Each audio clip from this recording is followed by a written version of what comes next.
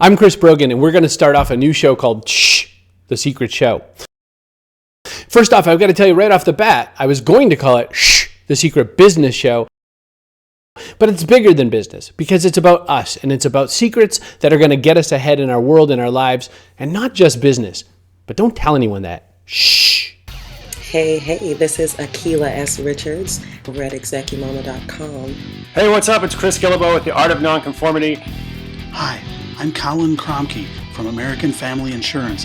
Hi, my name's Lily. And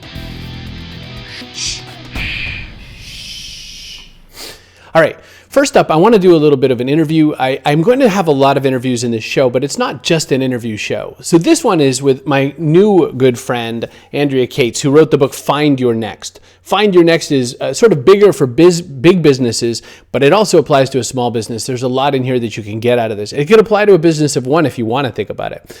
It's a great interview. I really enjoyed it. In fact, I enjoyed it so much I did it twice because I kind of forgot and made a mistake and recorded audio only the first time I did it, and then I had to call her back. But whatever, it came out even better. Let's catch up with Andrea. I'm Chris Brogan, and I'm so lucky to be here with Andrea Kates, who's the author of the new book, Find Your Next. Cross-industry innovation is your thing. You have discussed and pretty much coined the business genome concept, which when we boiled the ocean in our earlier but failed interview that I shot, if I had to put the thing down to a phrase, it was sort of like, accept that you have competitors, but instead of looking at competitors, look at the guy in the next space over, and you'll do a lot better to innovate from there. If I were to just throw away every concept in the book, is that probably the one you want me to remember the most? I think that's the one that's news you can use. Everyone understands it. It's really simple. And you can also gain a lot of power in terms of competitive advantage from that approach. So yes, I think the notion of getting out of what they teach us in business school, which is benchmarking against peers, and best practices, which of course is powerful. But in the world that's changing as fast as our business world is today, it's not really going to keep you up with where you need to be ahead of trends. My favorite chapter in the book is the chapter on customer impact. And I think there's a lot of great chapters. The reason I like it, I guess, is because I think that when people are thinking of trends and next and whatnot, they're not necessarily looking in that direction. And one of my favorite things you said is sort of thinning out the firewall between the company and the customers. How easy is that one to sell? I mean, you consult and have done projects with really large companies, 250 big strategy type projects. So how hard is the customer part of things to sell? Because I think bosses say they want that, but I don't think they want to do it. Well, I think that it only takes one or two ahas to have a boss or a business leader realize that it's the only way to go. Because, for instance, if you put yourself in your customer's shoes, even for a minute, whether you're running a customer care center and you're basically rewarding people for getting the customer off the phone quickly, versus the Zappos approach, which is to make sure you have full resolution and happy people that come back over and over. It only takes a couple of months of your sliding sales to have you wake up and say, what am I doing that I should be maybe shift a bit to more of a customer-centric, customer impact that would be more positive, sustainable. And I think also because the customers' conversations with social media are so dominant and there's so many of them going on that we can see, it's really a great opportunity for business leaders to pay attention and to listen and observe what's happening in their customer space. Let's get right back to Andrea in 1 minute. We're just going to take a really quick break.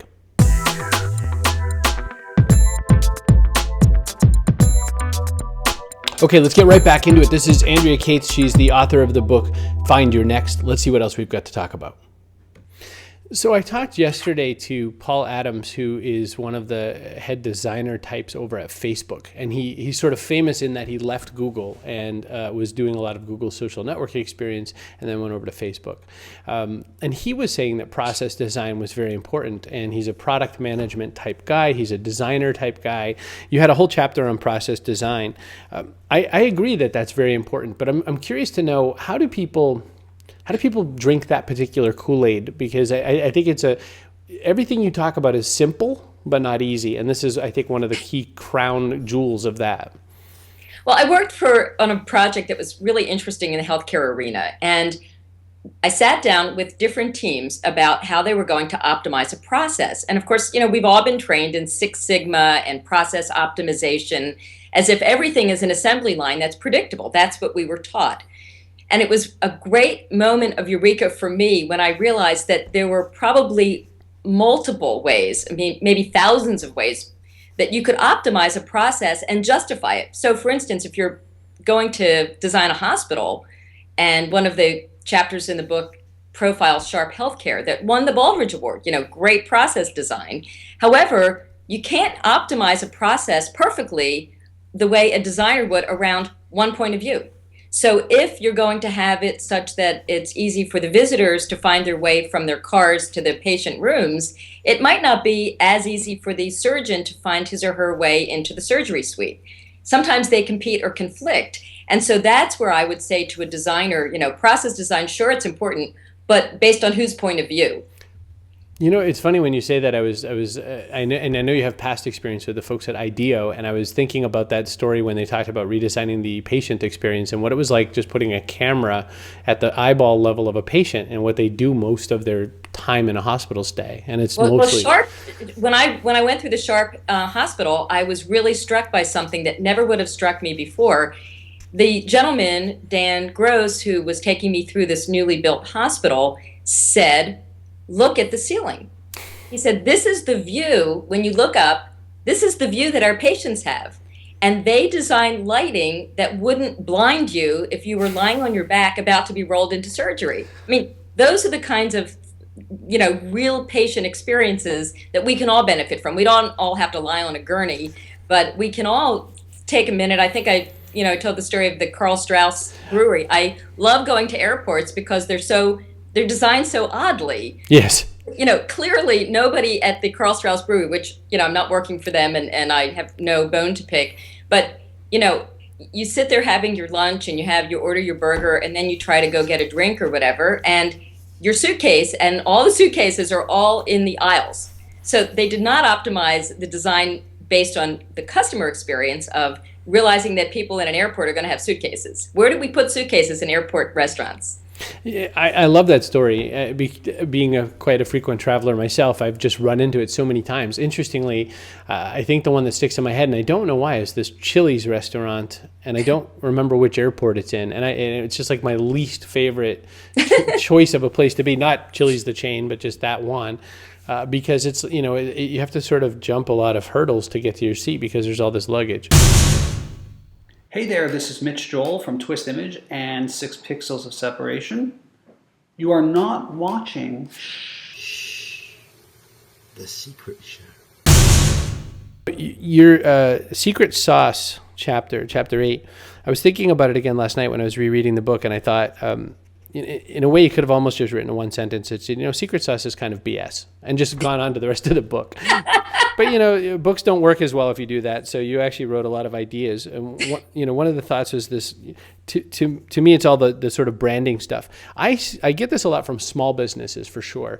Branding is BS. It's stupid. I don't have any time for it. Convince that poor person that they're so horribly wrong. Well, I think that brand is actually the most important thing because it's the intangibles that become an instantaneous decision. So, for instance, let's use the example of a pair of shoes. I could get a pair of shoes, probably the same pair of shoes, many, many places. But when I'm at that moment where I'm going to actually purchase or maybe compare different types of shoes, the brand that captured me, and for me, my list is things like, are they going to be easy to deal with? That's an intangible. And it can be everything from the tone that they use on the phone, or it can be the way that they help you navigate or not help you navigate through their page if it's online. It can be the way that you feel, whether you're being high pressured or not when you walk into a store, if you're going into a real store to try them on. And so that starts adding up. And I don't care what the slogans are. In the days of Mad Men, your brand was your slogan. It was your cute logo. But now it all adds up to something that is absolutely the acid test between whether you buy the same pair of shoes from vendor A, B, or C. And over time, you earn permission to continue this customer relationship if your brand, it rings true. And if you say what you're going to do, if you're going to be efficient, I think I told the story of when I called Zappos to get permission for their story to be used in the book, it took 24 hours or 48 hours actually to get full permission all the way through legal department. That's unprecedented, but it really reinforces their brand promise, which is that they're going to be easy to deal with, efficient, and just absolutely a breeze.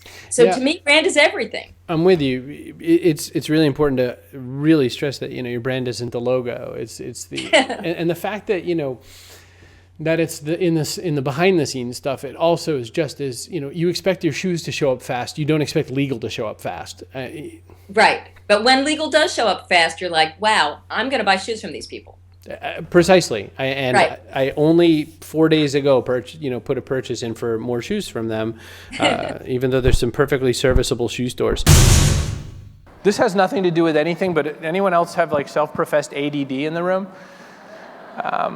We all do, right? Because we all have Twitter and things, and we all have Angry Birds and iPads. I was so amazed by how many of you guys have iPads. It's really freakish because I go to a lot of tech conferences and they don't have as many as you do. And I've just really decided that it's either to do all the cool GenBlue learning stuff you can do or to play Angry Birds. Because when you play that on a 3-inch phone like my phone, it's kind of like this. But when you play it on an iPad, it's like an Olympic sport. Those of you who don't know what Angry Birds is, this will be over soon. You filled from, let's see, page 143 all the way through to almost 200 with case studies. Right. How rare, people who've actually done something and at least had some exploration of the details. I think case studies are sometimes I use them negatively. Like I explain that they're excuses to cover your own butt. And I think other times, there's a lot to learn. And yours, obviously, were B, not A. When sharing case studies, though, I tend to find this a lot in my consulting experience. A few years back, it was, so we're a major a pharmaceutical company that sells a pill that's blue, and if it takes more than 4 hours, you should call your doctor. Do you have any case studies for a pharmaceutical company that sells a 4-hour blue pill? They want the one that's like their name, only not their name. Right. But your entire book, everything about the business genome is saying, don't do that. And the future is found by looking just a little sideways. How do you tell people? I really like that. And with your permission, I'll give you royalties every time I use that phrase because I think it's brilliant. I talk about a periscope, but it's the same concept, that if you're looking forward or anywhere, rear view mirror, anywhere other than a periscope, you're missing a lot of the vantage point that's going to help you. Case studies to me, and I really hesitated and pushed back on the term case studies because case studies are usually, in business school, they're academic. And it's sort of like my history teacher in high school. It was really easy to tell the story of the Second World War as if it was a neat and clean plan right from the beginning, right? Because after the fact, everything looks obvious. You can add things up and go, oh, well, it was obvious that, this group was going to invade that group and it was over this issue or that issue. But when it actually happens, it doesn't feel like a case study. So I tried very hard to talk to leaders and have them tell me the truth and have conversations so that these could be universal. The notion is for people to read case studies like Placecast, which is a high-tech company out of San Francisco, Indiegogo, that's the largest crowdsourced funder of independent films, GE Ecomagination, multiple billion-dollar head of that group, Mark Vachon, P.F. Chang's, Korn Ferry International, very different companies on purpose so that you could not decide that you have to be strictly adhering to, oh, well, I'm not GE Ecomagination. I have nothing to learn from this. Instead, they're designed to be provocative and inspiring so that, if a company as large as GE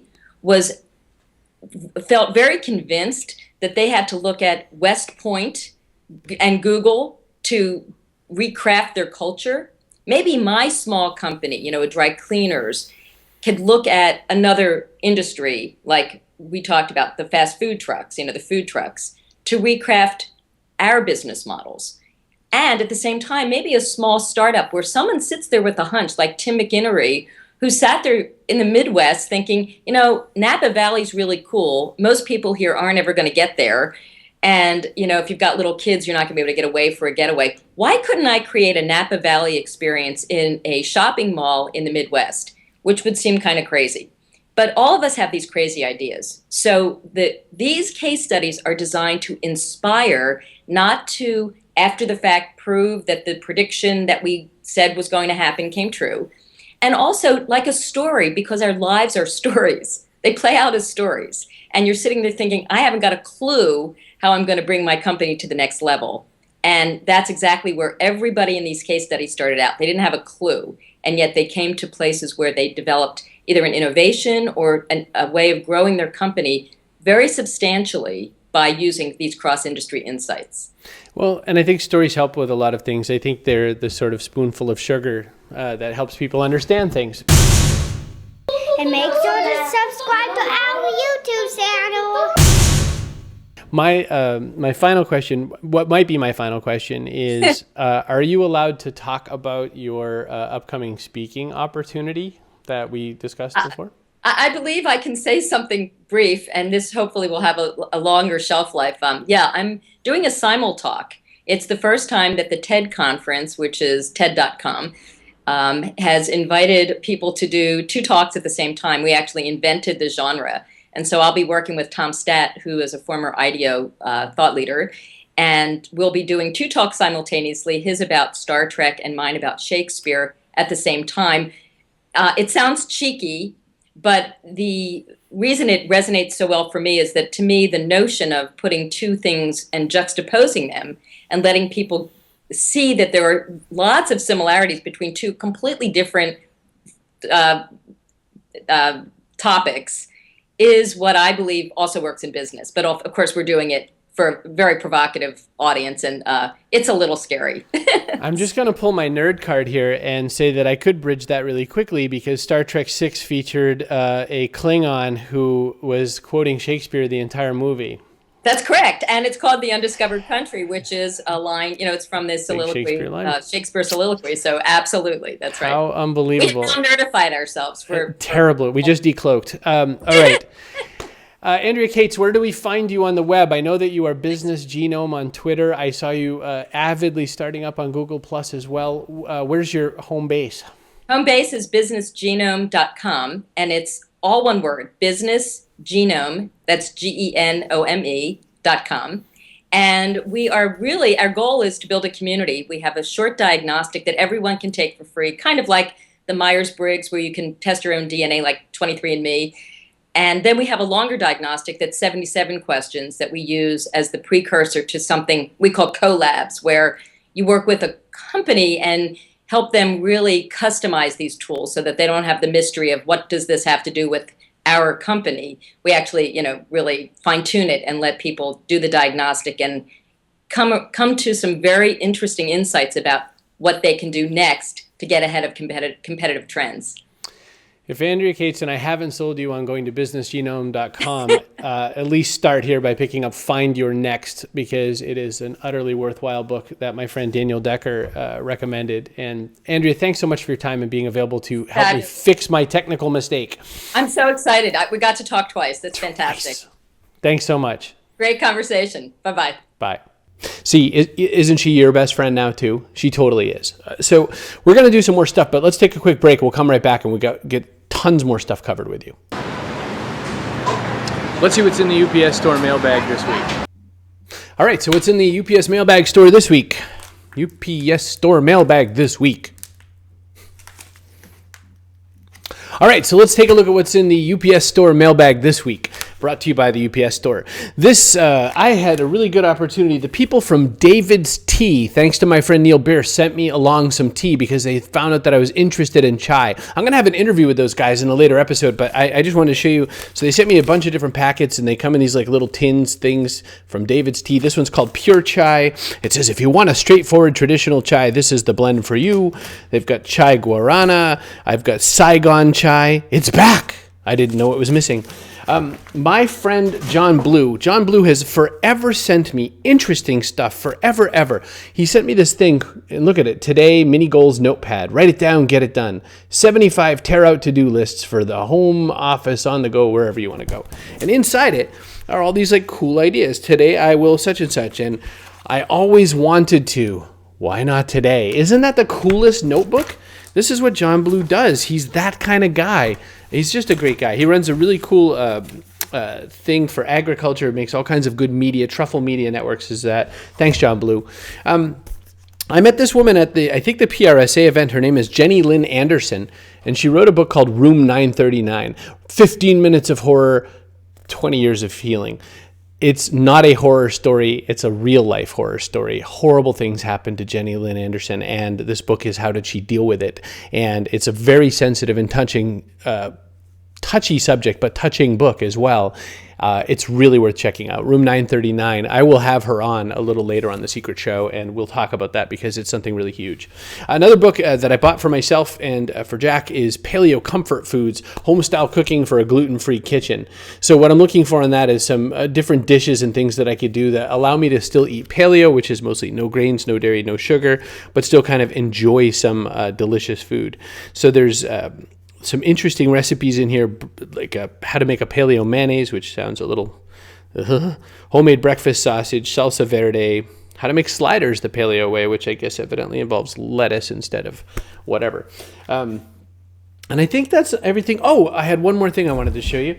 So I had put this up on Google Plus the other day. I said I was thinking about buying myself a PlayStation 2, a Sony PlayStation 2 used off of eBay, just so I could play one game.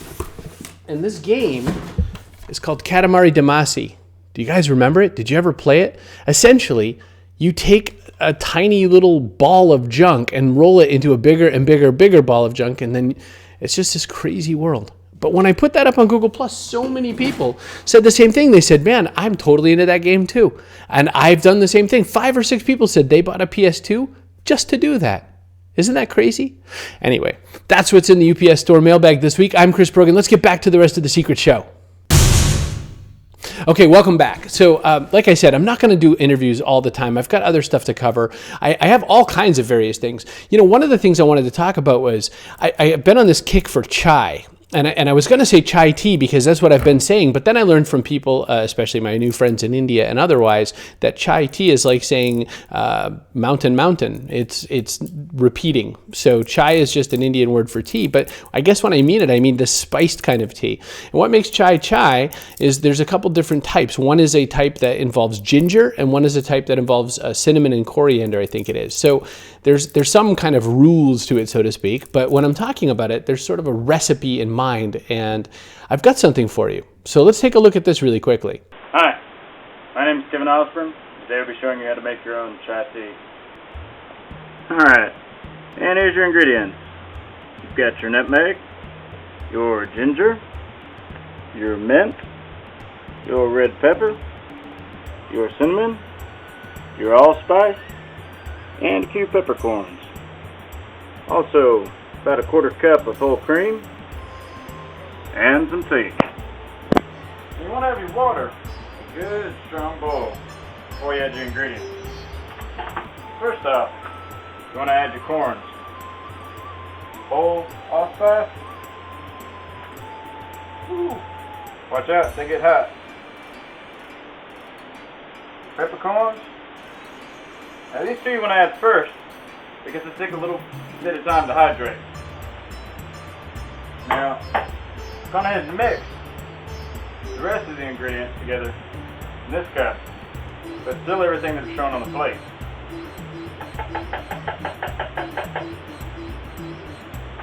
Now normally, I'd give the corns about a minute or two to boil up really well, but it's very important at this point, especially once you've added the cinnamon, begin stirring the pot, as the cinnamon likes to settle to the bottom, and if you've got your heat up enough, it can burn.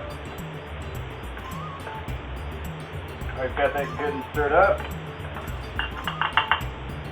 Then comes a 1/4 cup of cream. Now, the cream will help render all the rest of the oils from the other ingredients. And go ahead and give it a few more stirrings. Crank the heat up a little bit.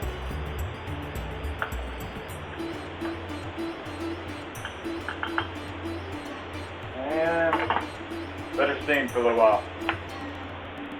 After about 5-10 minutes, the cream will turn to a tan color on the inside of the pot. This means you're ready to add your tea. And your tea in the pot. Now lower your heat down to a simmer or low, depending on your stove. If it begins to whistle, go ahead and take it off. Now that your tea sets a little while, ready to drink it. Now if you don't have a strainer on your teapot, I recommend having all your ingredients in a tea strainer to begin with. However, my teapot, lucky me, has one in a spigot. I like my tea with about 2 tablespoons of sugar and a fair to middling dose of full cream.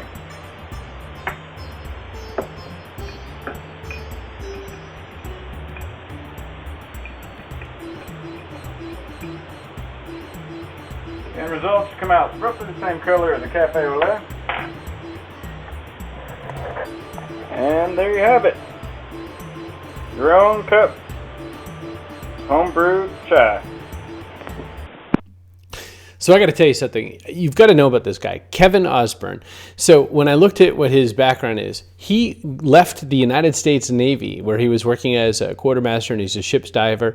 He has a series of short stories that he's written. He's done all kinds of work. He's a Zen Buddhist, and I found him just quite an interesting guy. And to think that he just, out of the blue, was kind enough to give me his idea on how to make a chai, I thought that was a pretty cool project. What do you think?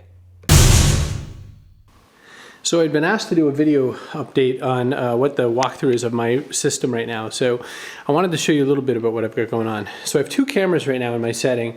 I'm using the Canon Vixia HFM40, which is sort of a prosumer model. It retails for around $500. I got it on Black Friday for just around $300. I've gotten some, I guess, semi-pro professional LED lights. They're not really pro. They're the fancier LED 500s. I've got 2 of them, and I'm still trying to work out the lighting. The other camera I'm shooting with is the Canon Vixia HFS 200, where I'm using a shotgun mic to throw in. And if you notice the background, I put up a big piece of felt, which I got the idea from my friends at the Roger Smith Hotel, who did a really great job of showing me some interesting lighting and techniques there. So this is how I'm shooting right now, and then I make myself the subject matter right there, and I'm shooting for sort of an all-black background.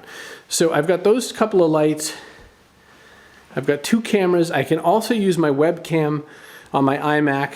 I sometimes use portable, like I'm doing right now.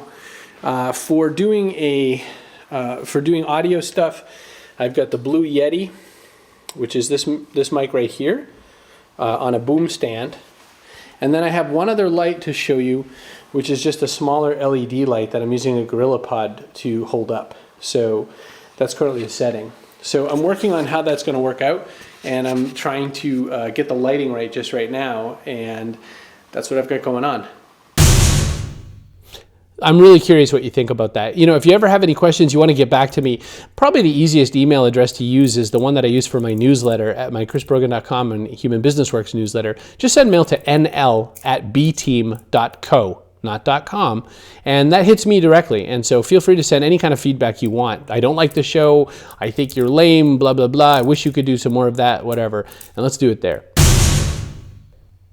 So I've got a theme song planned, and I started it, and I did some work with my friend Rob Goki. He's an award-winning musician. He's done all kinds of work for TV and movies and all that sort of a thing, and I somehow convinced this poor sod to work with me. And I wanted to play the theme song, but I also want you to understand that it's still a work in progress to me, because I think Rob gave me exactly what I asked for, and I got to play guitar on it and all this, and when I finished, I was like, yes, this is a finished, don't know if I love it. But I wanted you to hear it, and we've ended up calling it White Russian for some weird reasons that I can't explain to you, because it was a very iterative process. And later, I'm going to have a full-on interview with Rob that tells about the whole process, just because it's kind of fun to see how does a theme song get made, or how does music get made, and how does that work in the modern world. It's quite interesting to me. Take a listen, see what you think of the song.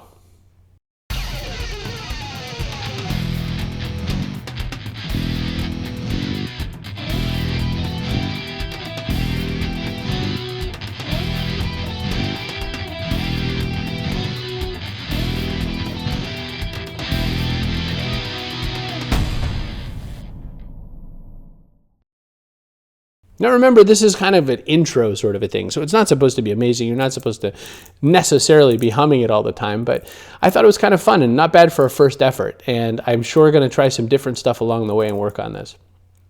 The other thing I wanted to show you was this. Hi, my name is Lewis, and this is Bella from LimeWedge.net. Welcome back. You might have noticed we do have advertising on The Secret Show, and the reason I do is partly because I like to connect with companies that I believe in. Anything you'll see advertised here is a company that I like or a product that I believe or use. And please understand that the benefit to this is that it's a relationship-based thing. This isn't the way modern television is done, where you just place ads against a certain time slot. These are relationships that I've formed. So if they're people I've advertised, they're people that I tend to believe in and think are great. We've got a few more things to cover, and I just want to jump into this next segment. And in this, I want to talk a little bit about things I think will be useful to you in the coming year. So here's what I had in mind. All right, last up, what we've got, at the very end of every episode, I'm going to give you a secret. And when I say it's a secret, it means it's something I think and believe in strongly is important for your own growth and important for the way that you are going to succeed in coming times. So we'll always share one secret per episode, and sometimes it'll be immediately useful to you and sometimes it won't. My very first secret is to start working on asking. And when I say working on asking, I think what people tend to do in life is one of two ways. They go into this, I'm not worthy, and they won't ask anyone for anything because they think, how could I ever get that done? And on the other side, they'll do this thing where their asks aren't really that good insofar as they're a little too demanding, or they're a little outside of one's league, or you haven't built up enough of a relationship at first. So, for example, if you've never met me and you suddenly are asking me to promote your friend's book about search engine optimization, I'm not even going to reply. I don't mean to be rude, but I don't even know you, nor do I know your friend, nor have I ever, done anything with search engine optimization worthy of writing the response. And so that's a bad ask that way. The other way is, if you don't think you can reach out to somebody that's way above your pay grade, so to speak, if you don't think that you can make a relationship with someone that's, kind of higher up on the food chain than you, and I don't mean in social media, I don't mean on the web, I don't mean bloggers, I mean people.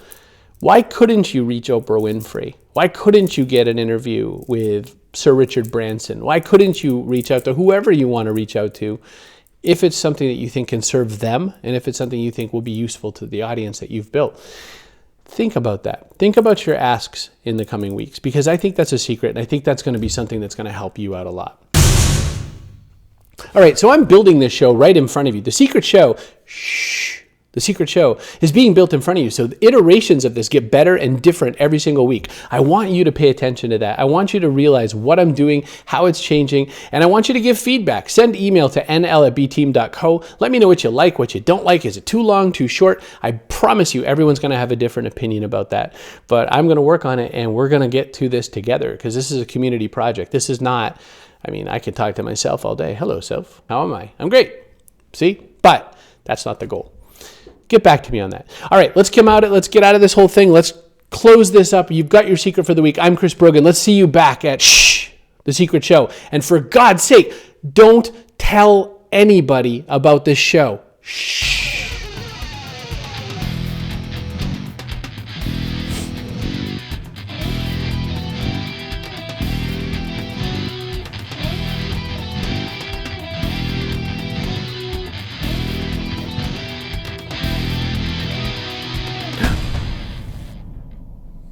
blah, blah, blah, blah.